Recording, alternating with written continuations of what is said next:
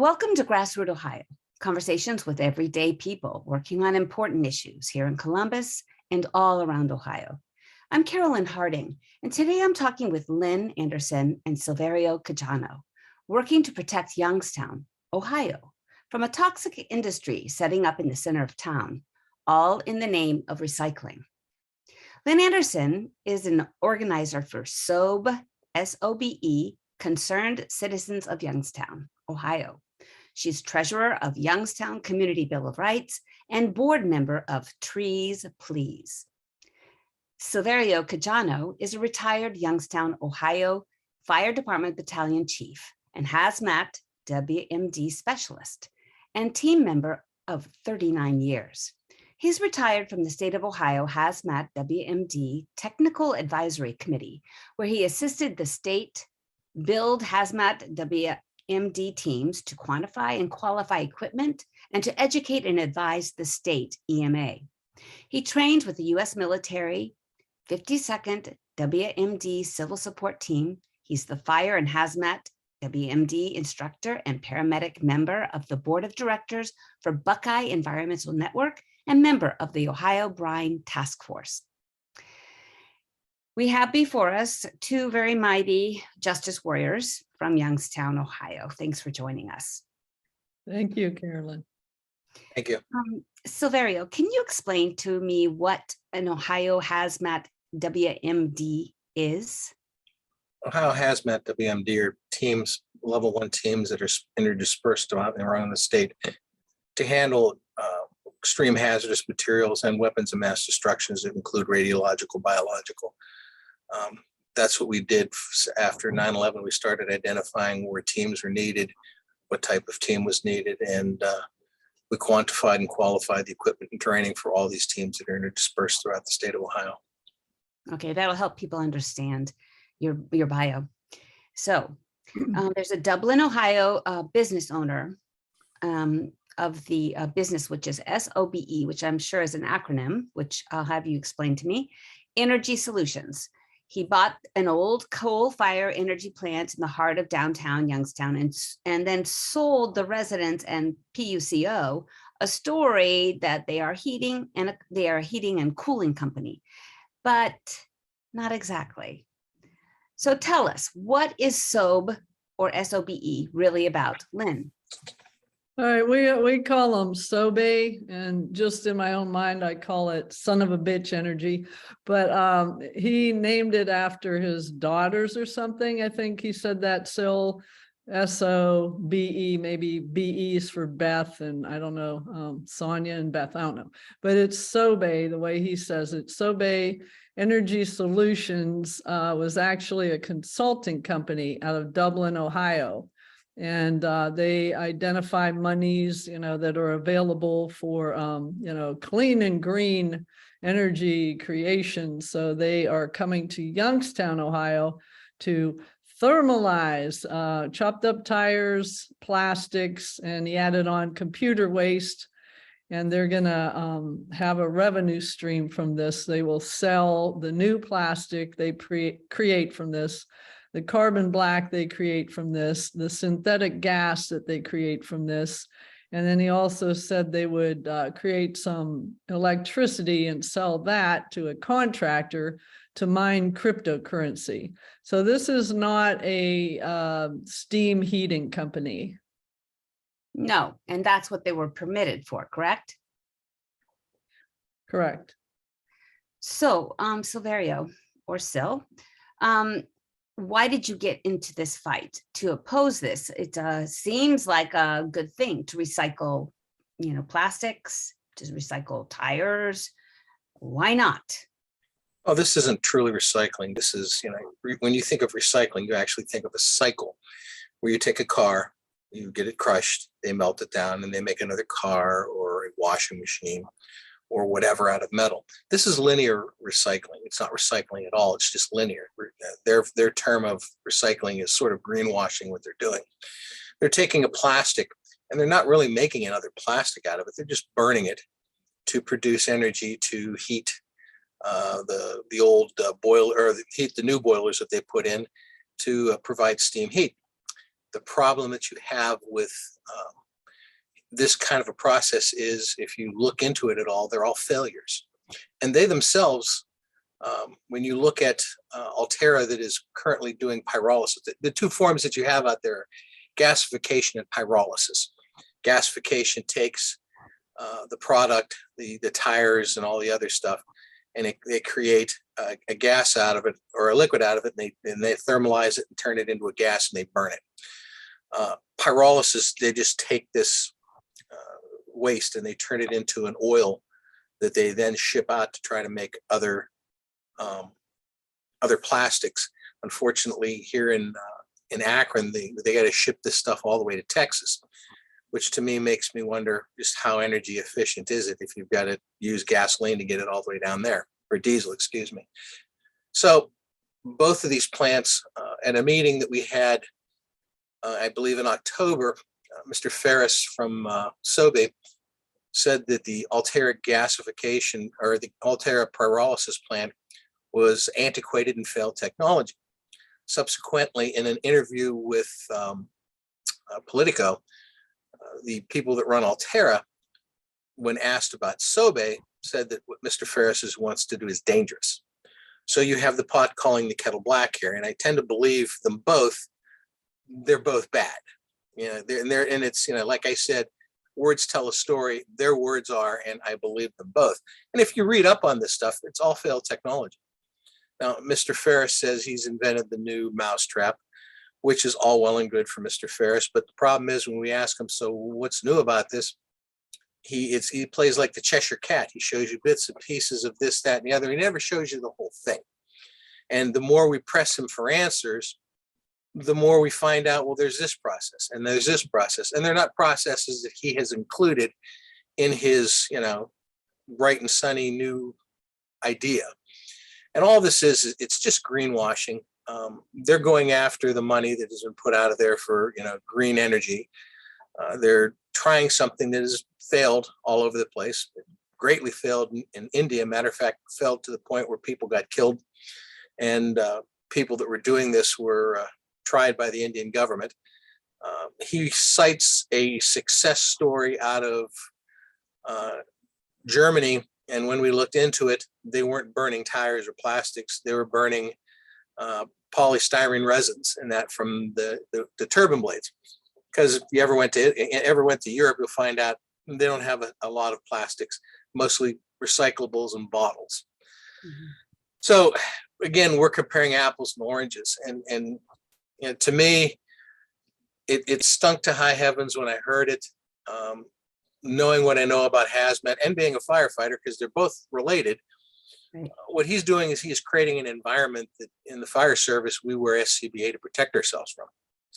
Right. And of course, he says, and the key words for him, when pressed about releases of these toxins, you have digoxin, you have all kind of furans, carbon dioxide, hydrogen cyanide, all the bad stuff that you get in a house fire. When pressed about how he's going to protect Youngstown, he said, and I quote, "I will do whatever the Ohio EPA makes me do."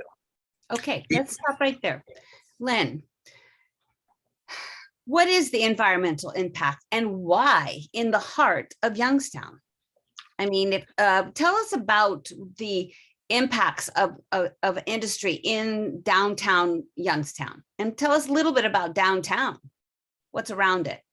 Okay, Youngstown is going through a revitalization. So the downtown is getting, new buildings, new businesses, new restaurants, new bars. And this side of town, Youngstown Thermal was a steam heating plant, very antiquated. They began in 1895, and they burned coal. So we were elated when this coal burning plant fell apart. And still the dude's name is Ferro, F-E-R-R-O, David Ferro, because we did have this company, Browning Ferris, F-E-R-R-I-S. So everybody's always calling him Mr. Ferris, but he's David Ferro of Dublin, Ohio. So why put this in Youngstown, Ohio? Put it in Dublin, Ohio, where you live.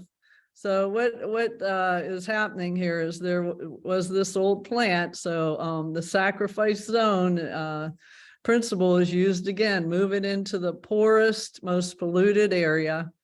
And that's what they're doing. So they won't be held accountable for the pollution, or as Sil says, when they have a really bad day, when they explode. Right. Now, the pollution, it's very nebulous. What kind of pollution is it? Air pollution, water pollution, soil pollution? Will it impact the workers and the local community? It's really no workers. So yeah, it's all of the above. The most egregious that we can identify at this point in time that is going to affect people's health, threaten the public health and safety, is the air pollution. And he claims there will be no air pollution. It's a totally closed system. You know, we have an innovative thermalizing type of operation, which has never been used. He doesn't have any operating businesses, and we keep asking him for process test, emission results from the process that he has tested that he is going to have. He has none of those. We've had 2 public meetings where all we've gotten is marketing presentations. So Sil, why hasn't PUCO stepped up if once they've seen that this is not just a cooling and heating facility? Well, there's a large question as to whether or not they are part of PUCO. It's not really a publicly held utility. The original, I think it was called Mahoning County Electrical and Steam Generation Plant, was privately held. The subsequent evolving of that company were all privately held. It became the Penn, Ohio Electric and Steam Generation Company, and they spun off. There was a steam plant that they spun off a uniform cleaning place. It was right next door to the steam plant, fed by the steam from the steam plant. So there's a lot of spun off small businesses there. So we raised the question whether it's really a public utility or a private utility. And from everything that we have found, it's a private held utility. So it falls off, I think, the PUCO radar screen, but it doesn't fall off the EPA radar screen. And what our biggest fear is, and like I said in the last one, Mr. Farrow said that he was going to do whatever the EPA told him to. Well, all you got to do is got to look and see what the Ohio State Legislature did with House Bill 507. They just created a law to make oil and gas, green technology. Right. They can very quickly create a law that says this is whatever you want to call it, some kind of plastic mining or something like that, and exempt them from the emissions, or lower what we find often happening in the state of Ohio, lower the standards, which again raises another question. There are several laws that have been created in the state of Ohio dealing with fracking and injection wells and other things where their standards are lower than that of the EPA, and we're calling into question, at least Buckeye Environmental is calling into question whether or not this is legal or not. You can create laws more stringent than the EPA, but you can't lower their laws. So we're in the middle of trying to find out just what's going on, from the state EPA. But our biggest fear is Mr. Farrow is he's going to have a bad day. Everyone does. Or he's going to get away with, like they did in the past. There was 4 in the original Youngstown thermal. There was 4 burners, and every time they got near to the tonnage limit on one burner, they fired up the other one and started dumping more. Well, that was burner A. We're going to burner B. He can play the same game and tons and tons and tons of toxic, smoke. He's a block away from YSU. He's, across the street from the #1 fire station. He's across the street from a jail. These people in the jail are, pardon the pun, captive audience. They can't go anywhere. Where the heck are they going to go? They're there. They're going to breathe this stuff in. Right across the street from him is university housing. And behind that is more housing. 3 blocks up the street is the university stadium. This so is. Have you This is the gotten wrong place to put this. So you have, is there a large group of allies working with you to stop this? I mean, it seems like community groups would be alarmed and want to help out. And what is your way? How will you be able to stop this if you know, how can you do Well, this? we formed SOBE Concerned Citizens in November of 2021. So it's taken a long time to, you know, get awareness going and, you know, get more people on board. And the reason we got Buckeye Environmental Network on board is because they were well aware that these places are going to pop up in Ohio. Grove City, Ohio, one is trying to come in from Thailand. Ironton, Ohio, one is trying to come in from Florida. Hebron, Ohio, one is trying to come in from Connecticut. That's Freepoint Ecosystems. They always name themselves something green. Yeah, And so we, you know, they said, hey, we'd like to help you and work with you. And they obtained a grant for environmental. We're in an environmental justice community because we're so poor and polluted. And, you know, the neighborhood that's going to be impacted up there. And I want to go back to the PUCO thing. We uncovered the application to PUCO where they applied as a steam heating cooling company, private utility, but a steam heating cooling company.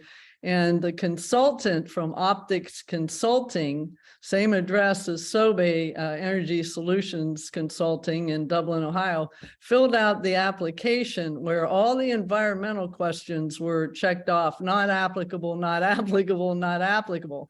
So Jennifer French was appointed by DeWine, you know, to be over PUCO as soon as the Sam Randazzo huge $61 million First Energy AEP scandal happened. Larry Householder, all this gross stuff that happens in Ohio all the time with corruption. So we're asking her, did you read this application? You know, are you looking at what this is?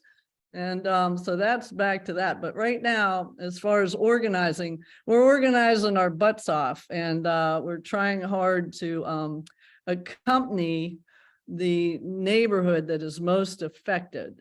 So the Love Your Neighbors Block Watch people, you know, Black people are going in on February 7 at 10 a.m. to talk to Mayor Tito Brown, who has ignored us since 2021. Everything we ask him, please help, please help. What is this? What is this? So when he called me after the January 9th public town hall meeting, I guess the health department, Aaron Bishop, put pressure on him. He better respond to this crisis. And he said, I just want to talk to the supervisor of your group. And I said, we don't have a supervisor. We are a group, you know, of concerned citizens. And we want to come in and talk to you. He said, I have spoken to SOBE several times. I go, that's why we want to come in and talk to you. So we finally have a meeting coming up, and we feel that the most affected, the most impacted, I'm not the one should be talking. You know, I don't live right there, blocks away from, you know, FD Mason Funeral Home is a Black-owned funeral home. Still Caggiano's buddy, Charlie Staples, has his barbecue right there, big, you know, thriving barbecue business. We have Frida's Bar that I like to go to, Black-owned. We've got a gay bar, Switch, right across the street. Under our not disabled, but differently abled people, Purple Cat offices are right down there. I mean, this is impacting a lot of poor people without political power. Okay, and are you trying to gather them to join you in this fight? And how can you stop it? Just by raising awareness, getting the mayor to, you know, nix it? Or what is your objective and tactic with this? Well, right now we're dealing with, as Lynn said, we're going to the administrative end of it to see what can be done there. I'm not too optimistic. However, on the legislative side, we have about 3 or 4 legislators that really don't want this in their neighborhood. Going back to what Lynn said, these companies thrive on poor, poor neighborhoods, downturned neighborhoods, minority neighborhoods, and if they can get the triple Yahtzee, a poor downturned minority community, which Youngstown is. It's 65% minority. It's suffered quite drastically from the steel mill closures. It's a city that is imploding upon itself, getting smaller and smaller because there is no money. So, this is the triple Yahtzee for the guy. He's got a place that he thinks he can sell his wares. And in the other problem that you have, most of these legislators in these small towns, they're not savvy to what he's talking about. He can go in there and he can throw $50 words around and until the sun comes down and they think, oh, this guy's the greatest thing in the world. However, what we have found, when you start pressing him with people that do know what they're talking about, he falls apart. He'll lie. I've caught him in at least 3 lies. One about he's been in constant contact with the EPA. Well, Teresa Mills happened to get a hold of the people from the EPA and send me some. They said they've never talked to him. When he was saying that, he says, "Well, this is a closed process. No oxygen will get into the system." Well, anybody that knows anything about chemistry knows that when you break down hydrocarbons, 2 of the largest components, part of it, is carbon and oxygen. So, well, we burp the oxygen out. Well, how do you do that? Well, there's a process. Oh, so there's another process, and this has been continuous with him. Each time you press him, it's like watching somebody, skate back and forth trying to cover the. You're going to burn tires. What are you going to do about the sulfides in the tires? Well, there's another process, and then there's another process. He keeps saying this stuff, but he doesn't have the answers. When you sit down across from a scientist that knows what he's doing, you ask him the question, he gives you a definitive answer. This guy there's a process. What's the process? Well, my guys are working on it. And it begins to sound like that old commercial where the person walks into the car shop. Yeah, the boys are working on it. You never get that definitive answer. You can't nail them down. And if you don't know, Lynn, you trying to pop in there? Oh, no, but I will pop in because we're in a full court press where we are organizing not only the neighborhood, but the entire city. And people are standing up. All of our reverends and priests and everybody wrote a letter to the mayor and said, this is unacceptable. You have to do the right thing, morally right thing. All these people already have a big enough toxic load. They all have bad health outcomes. They all have asthma. Step up. SOBE Concerned Citizens wrote him a letter. We put up a billboard. We're getting yard signs. We're getting other groups, Healthy Neighborhood Partners, to come in. The latest one as of yesterday is Northeast Ohio Black Health Coalition. We're just pounding it because we have corrupt legislators here. And in our Public Utility Committee of the Youngstown City Council, we have an egregious conflict of interest where the chairperson, Michael Ray, who is also my 4th Ward councilman, and I've been riding his ass all through anti-fracking when he sabotaged everything we were doing. But now, then he was working for AEP. Remember the big scandal, First Energy, AEP, $61 million, Larry Householder? Well, now he's working for TRC, and he's the Public Utility Committee chairman. And Pharaoh right away said to him, he's talking to him like a frat brother, and he goes, yeah, you and I have been talking, la, la, la, la.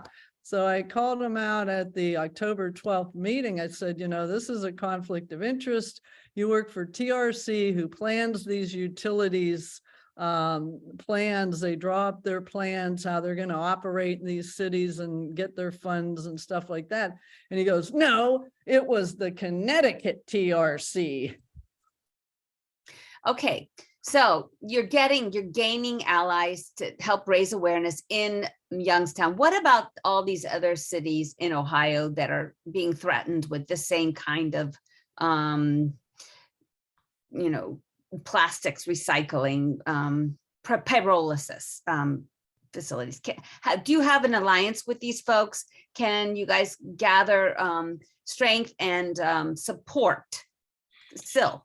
Well, right now, BEN is using Youngstown as a model. We're testing out some things because the other ones are still in the pipeline. They're planned. This one's actually actively going. This guy has purchased property. He is actually functioning as an ad hoc Youngstown thermal. And what he's doing now is looking to get approval to the next, the next step, which is he's already filed a request to install. So Okay, who does he get approval from? he gets approval from the Ohio EPA on a request to install. Right now, that is working its way through the pipeline, and it could take a while. So this is the main focus, because this is the one that's coming down the pipeline. And to digress to what we were talking to before, one of the things that we're trying to do is get some way where we can give people model legislation to fight this. Because you've got companies that have tried to do this all across the United States, and they've been getting rejected. The latest one was down, I think, in Alabama. This town did it. But each state and each town's laws are different. And these legislators have ALEC. And what we need to do is establish something along that line, some kind of an environmental, legislative council or an ELEC that can make these model legislations, because most of these people aren't lawyers. They're not legal legislators.